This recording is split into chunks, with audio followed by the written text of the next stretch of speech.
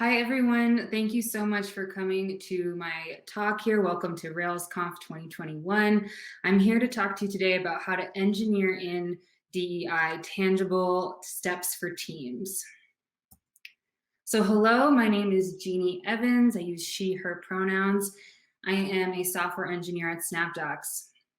I live in Denver, Colorado with my partner Tegan and my cat Zombie, and we are into all the Denver activities. We like mountain hikes, we like going to breweries and parks, and recently one of our favorite quarantine activities is we just got a bird feeder and it's right outside the window.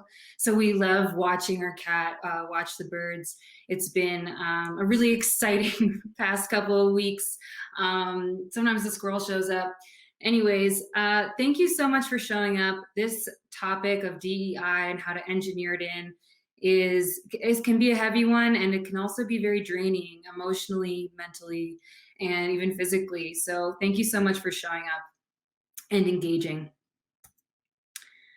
So what are we talking about today? We're going to start off with what is DEI, and we're going to define that. A little bit more of a lengthy introduction because some of this might be new to you, some of this might be review, but we're really going to dive into this introduction and get on the same page. Next, we're going to be talking about engineering in DEI, so that's where those tangible steps for teams comes in.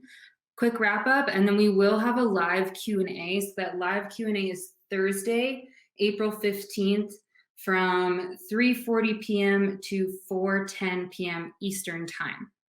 There's also a Discord channel. I think it might be displayed somewhere.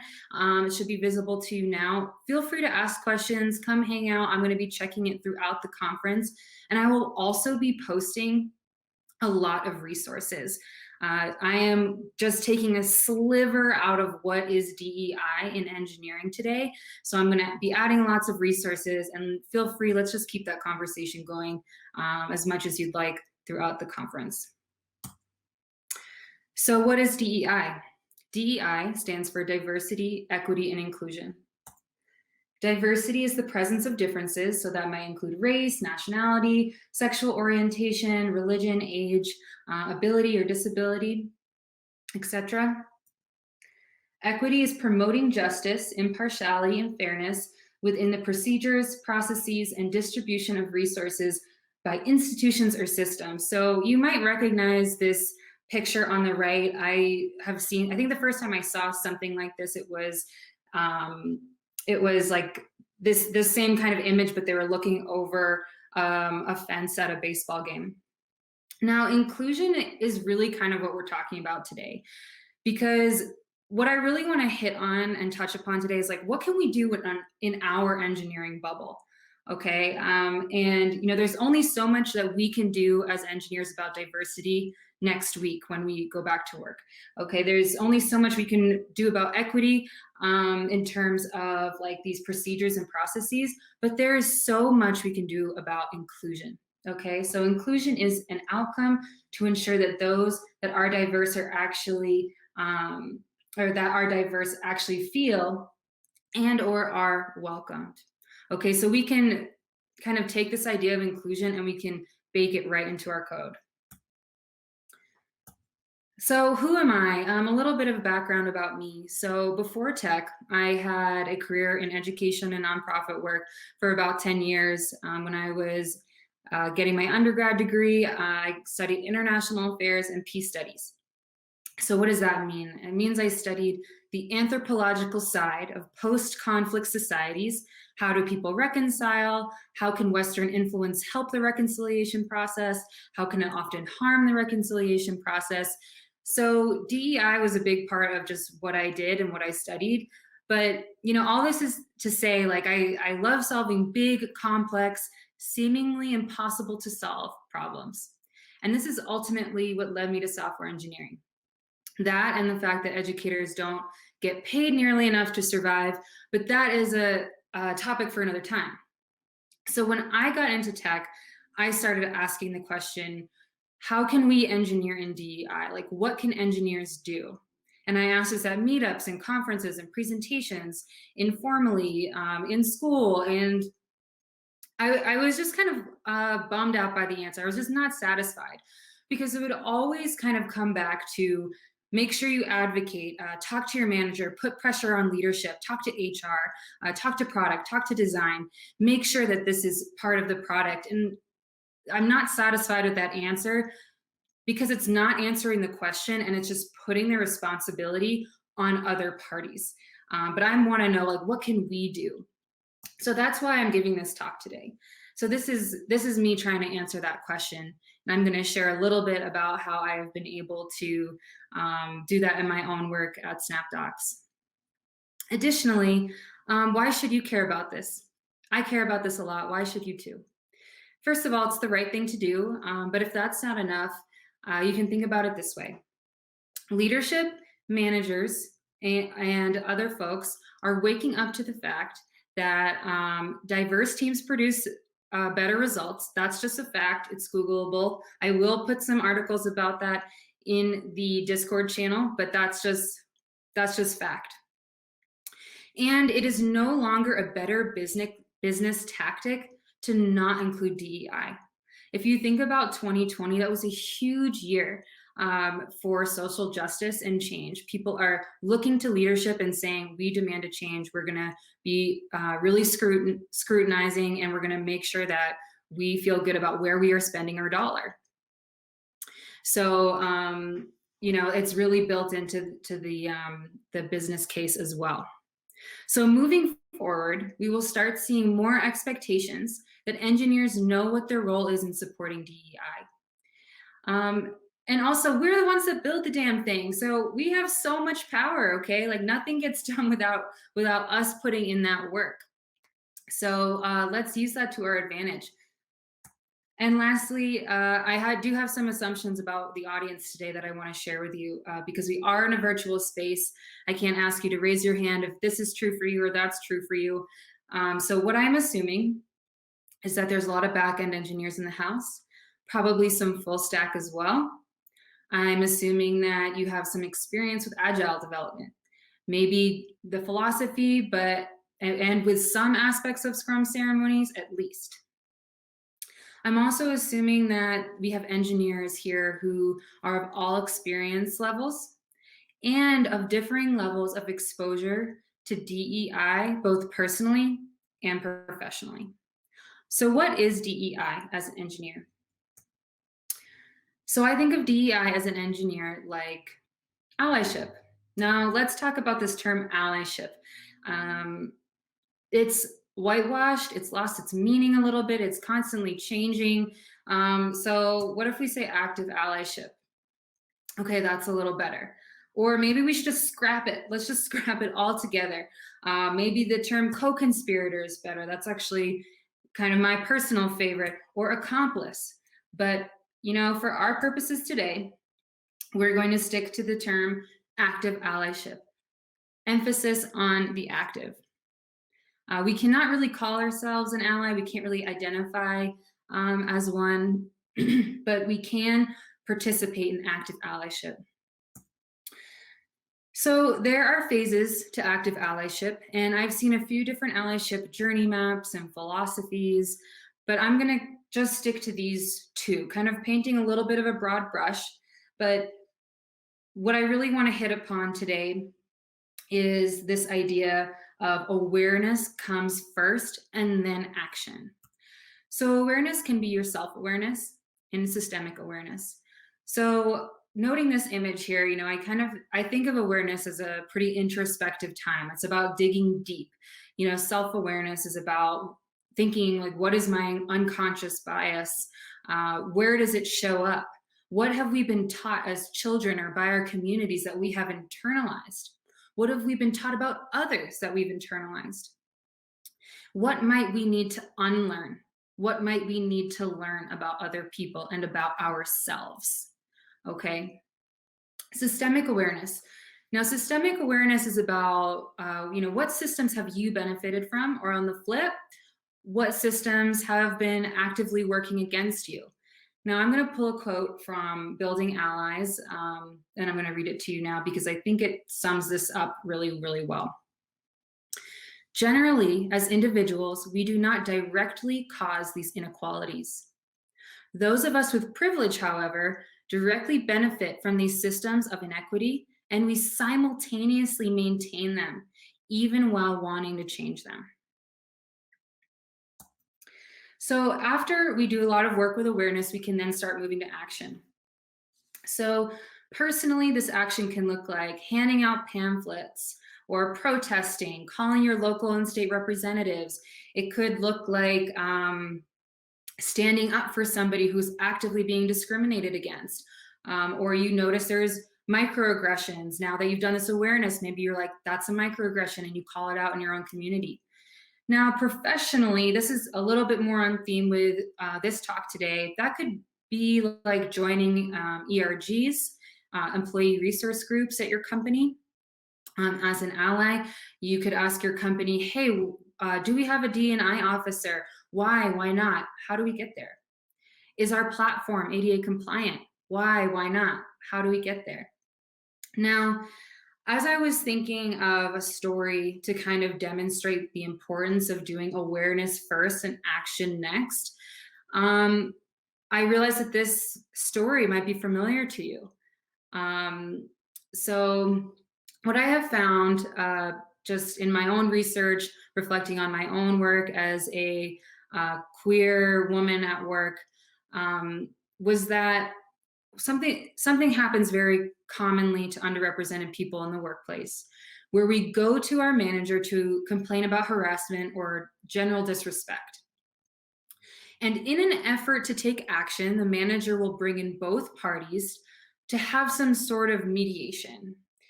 And the issue with this is that this is inviting someone who has already been harassed for being a member of an underrepresented group to an unsafe situation. And also, they don't have anything to talk about, right? They didn't do anything wrong. So if that manager had done their homework, they would know that that response isn't appropriate.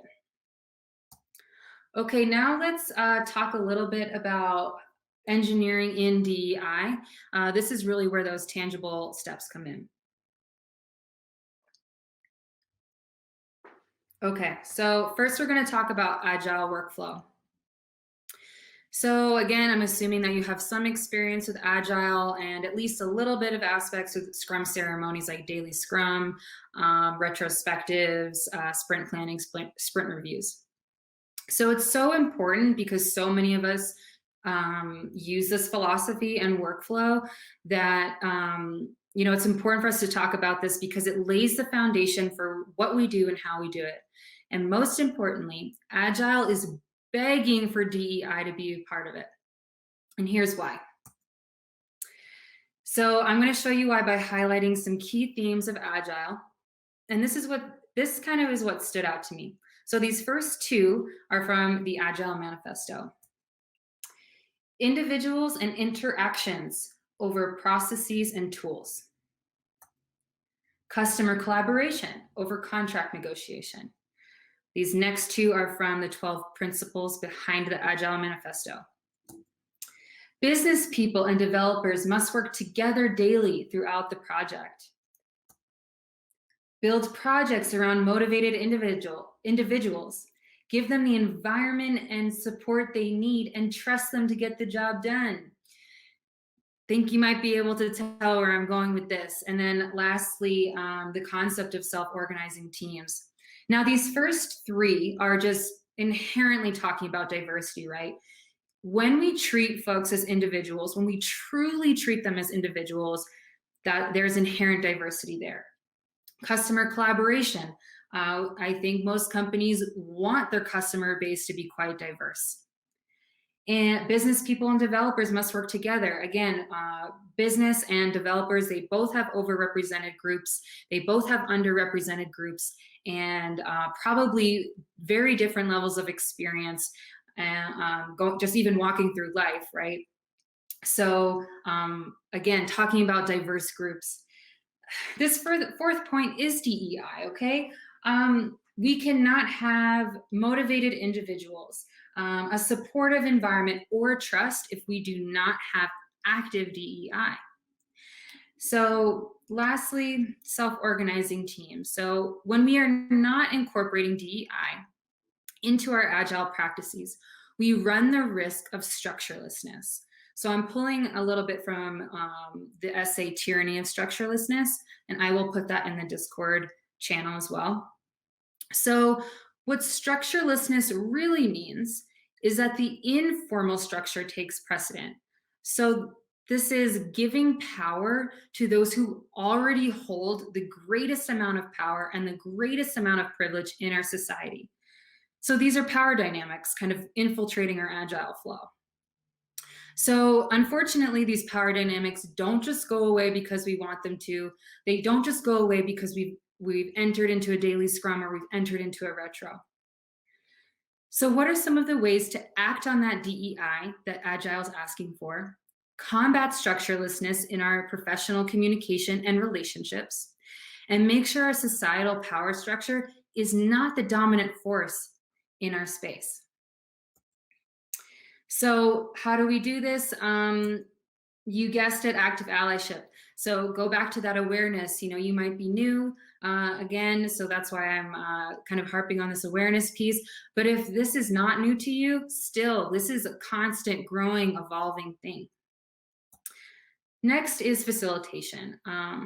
Facilitation, these are real skill sets.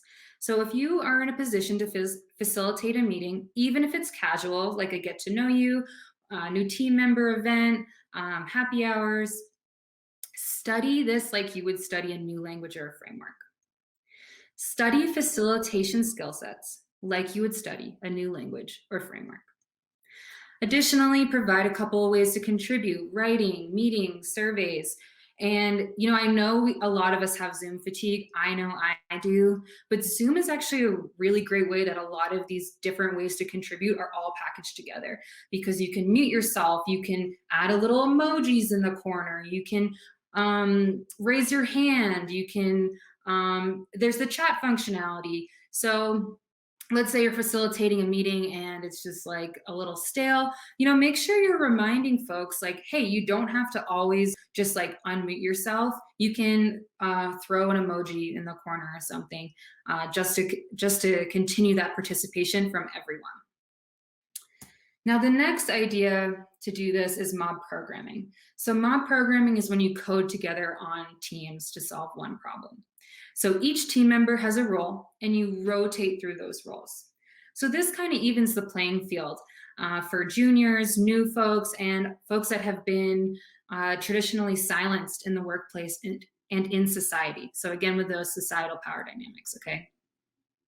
So this gives a chance for everyone's voice and opinion to be heard. Everyone gets a chance to put their fingers on the keyboard. And this becomes really difficult for that loudest voice in the room to dominate the space. This also has an effect on end users. If you think about this from an age perspective, so let's say that you have a group of people leading a project and they're all like around the age of 30.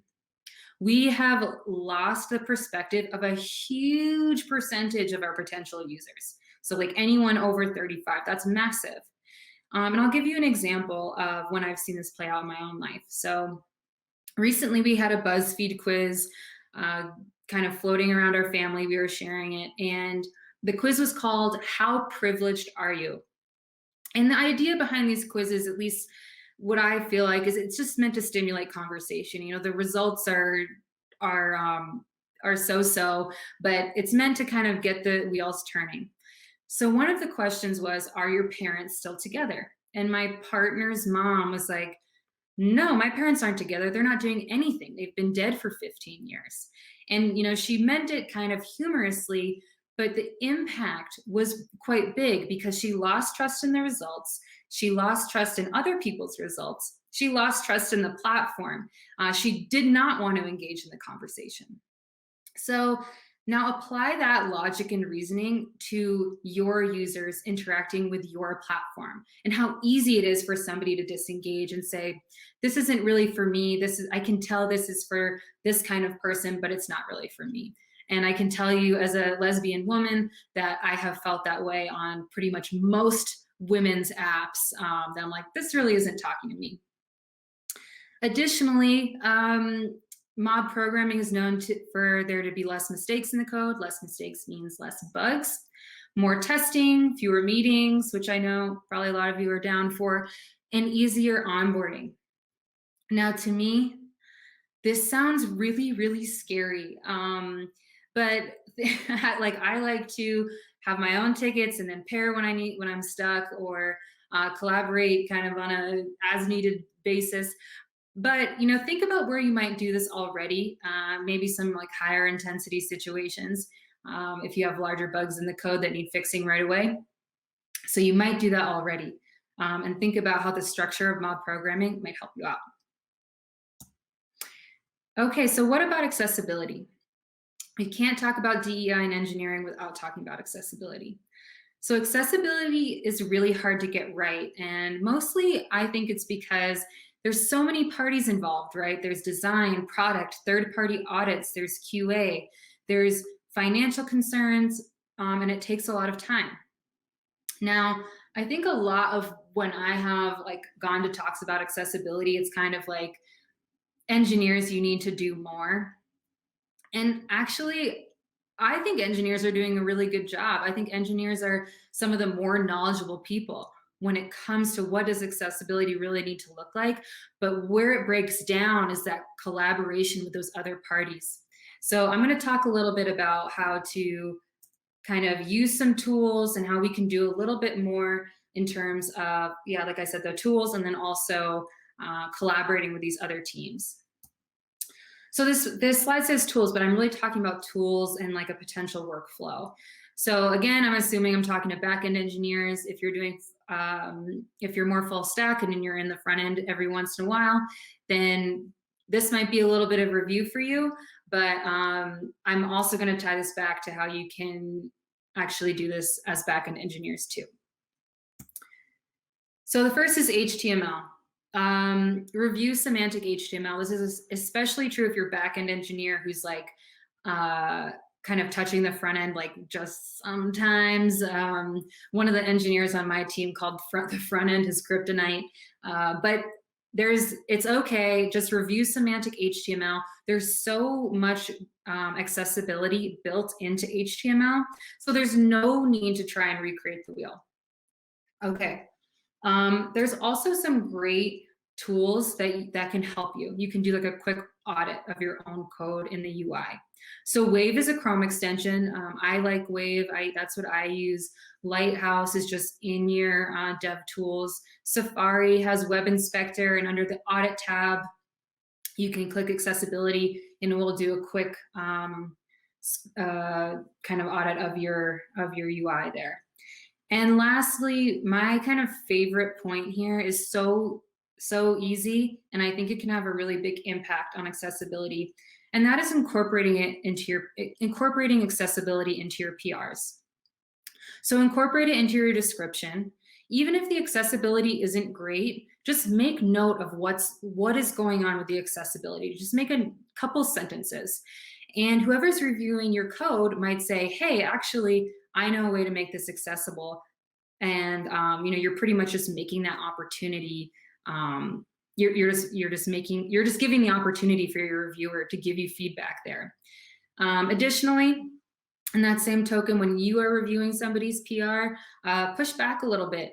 Make sure that it is an accessible, the code is accessible in that PR. So before I move on to collaboration, just wanted to show you, picking on the RailsConf website a little bit here, but this is the Wave extension at play.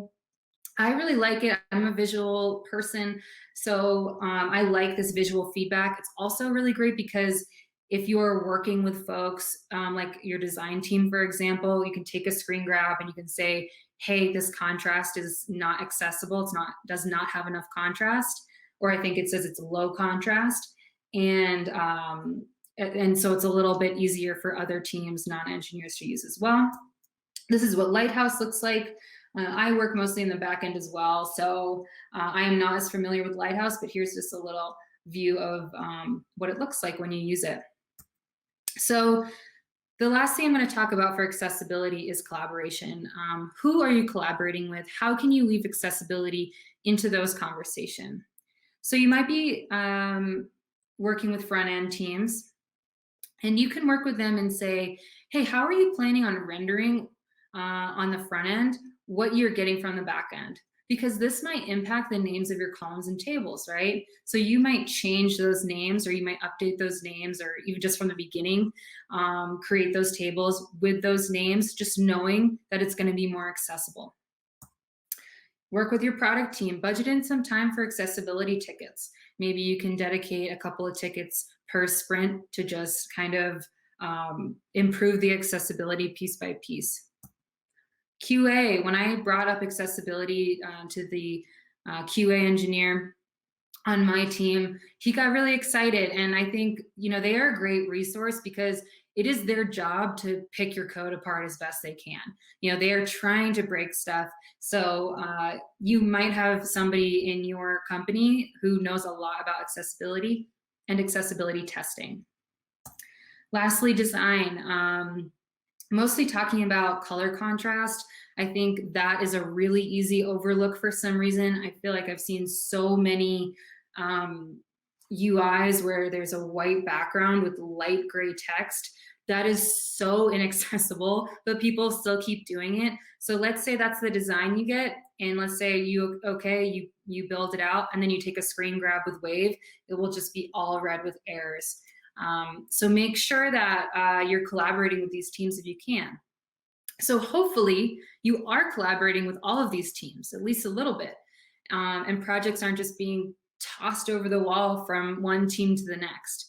So in that case, there should be plenty of opportunity to have some of these conversations. Now, my last kind of idea and topic for engineering in DEI is preferred naming. And this is a project that's close to my heart. It's something I've been able to implement at SnapDocs. And so I'm going to tell you a little bit about how I did this change, what this change looked like, and some takeaways of that process. So real quick, take 5 seconds to answer this question. What is a name?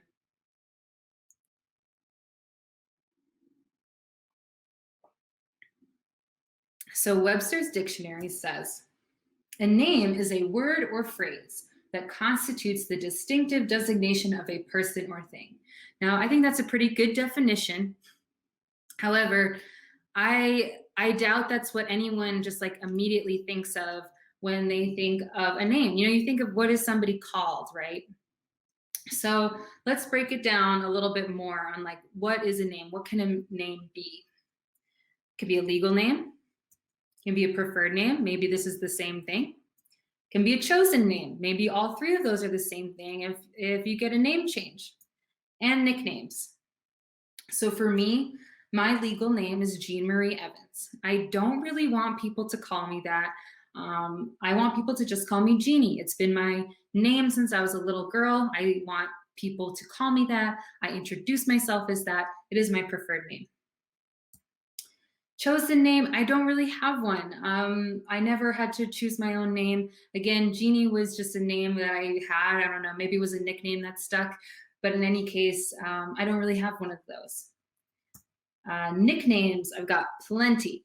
Blueberry Jam was my favorite. That didn't really stick like I wanted it to, but that's okay. So that's just an example. But obviously, like out of all these, preferred naming is the most important, right? And what makes preferred naming so important? Now, originally, this idea was presented to me from within my own community.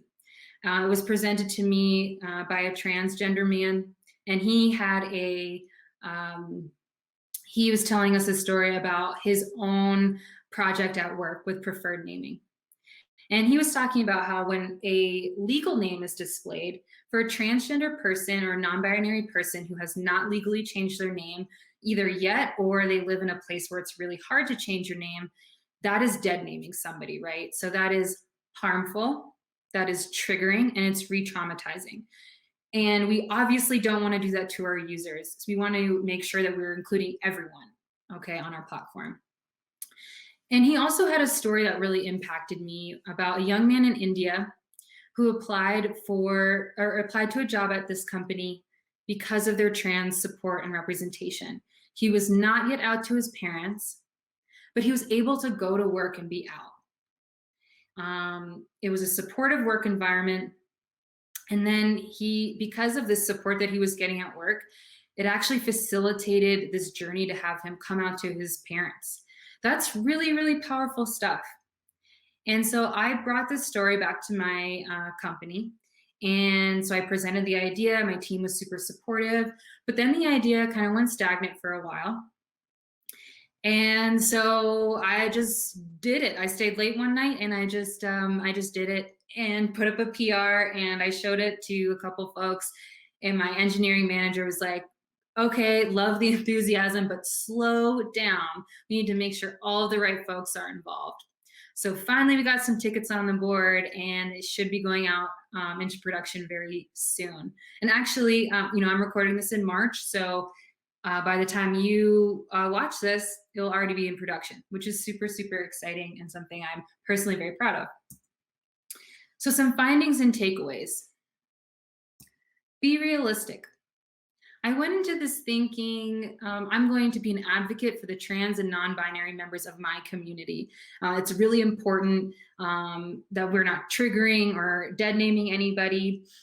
But then I kind of realized that this just makes sense, as do a lot of things when you're combining tech and DEI. It just makes sense. It makes sense to let folks customize their profile. Also, there's a lot of people with names like mine. Okay, they don't really want to be called their legal name. They don't have a huge connection to it. They want to be called their preferred name. Also, there's folks that would rather have the phonetic spelling of their name up, something I didn't even consider, but it's something that when I started presenting this idea, folks started saying, yeah, that's been an issue for me. I really don't want people mispronouncing my name. I'd rather spell it phonetically. Next, patience. There's a lot of learning to do for everyone, and this might feel really, really slow, but what is slow is what sticks. There's a business case. So, I think for me, it's hard for me to want to advocate for the business case just because I feel like this is the right thing to do. Why can't we all just get on board? But, not everyone thinks that way, which is okay. And people need this business case to justify something like an accessibility audit, for example, or spending the time to incorporate preferred naming.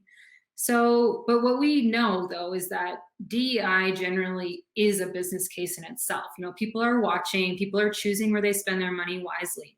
So tailor this idea to your company. Like, what are your company's specific goals?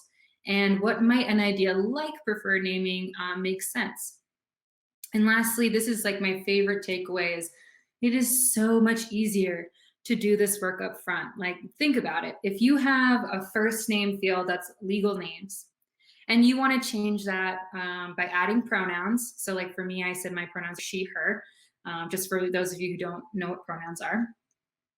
But if you want to add pronouns in a preferred naming field and display those instead of a legal first name, that is so much work. You have to do a massive investigation period because it's displayed in multiple places. It's used in multiple places. You have to check with a number of different teams in a number of different departments. This is time, energy, money, just confusion. And so if you just do this up front, what is that? Just incorporating 2 additional columns in your table? That's it. That is so much easier than doing all this work. For my project, most of the work was literally just changing the label on an input field, and it took months. Just the label, very little functionality was changed, and that in itself took months. So that is pretty much it for those engineering and DEI tangible steps. And now I'm just going to kind of wrap up with some closing thoughts. So my first closing thought is start at home. I've said this many times in this presentation, but I can't say it enough. Make sure that you are focusing on awareness first and that you're kind of constantly revisiting that, because the last thing that we want to do is jump to action and cause harm. Communicate and collaborate. This kind of work doesn't get done without it. So communicate and collaborate with your team, outside of your team. And, a friendly reminder here that communication is actually more listening than talking. And lastly, DEI is not a finite goal to accomplish, but a process to stick to and learn from. And I'm a fan of metaphors, so I'm going to share one with you now. So, kind of in line with this last piece, it's a process to stick to and learn from. And that reminds me a lot of gardening. And so, with this process, you can kind of think of it like having a garden. It needs a lot of care. And sometimes it gets messy. Sometimes you'll need feedback. Sometimes you'll have to move certain plants around to different spaces. Sometimes you'll have weeds in your garden that you need to root out. And you need to start small. You start with a seed. And there's practically infinite things to grow, work on, and tend to. And lastly, this gives you life, right? Your garden gives you life and makes the lives of those around you better too. So I'm just going to leave you with a couple of questions. I will put these in the Discord channel as well. These questions involve what is your responsibility to DEI, bias in yourself or in the technology you use. I have a request in the Q&A and in the Discord channel. Before engaging, I would really appreciate it if you took the time to think about these questions. You don't have to share your answers or anything like that, but think about these questions, reflect on these questions before engaging, and I know that we'll have a more meaningful discussion because of it. So thank you so much. Thank you to Heather, thank you Cindy, who's my audience of one right now, and thank you audience members for showing up. Again, I really appreciate you taking the time. Again, that live Q&A is on April 15th, 3:40 to 4:10 Eastern Time. My Discord channel is the same as the title of my talk, so Engineer in Diversity, Inclusion, Tangible Steps for Teams. And feel free to connect with me on LinkedIn. I would love to keep this conversation going, especially if you're doing this kind of work yourselves. And lastly, SnapDucks, we are hiring. Every time I look at the slide, that little duck is in a different place. But anyways, thank you so much and enjoy the rest of the conference.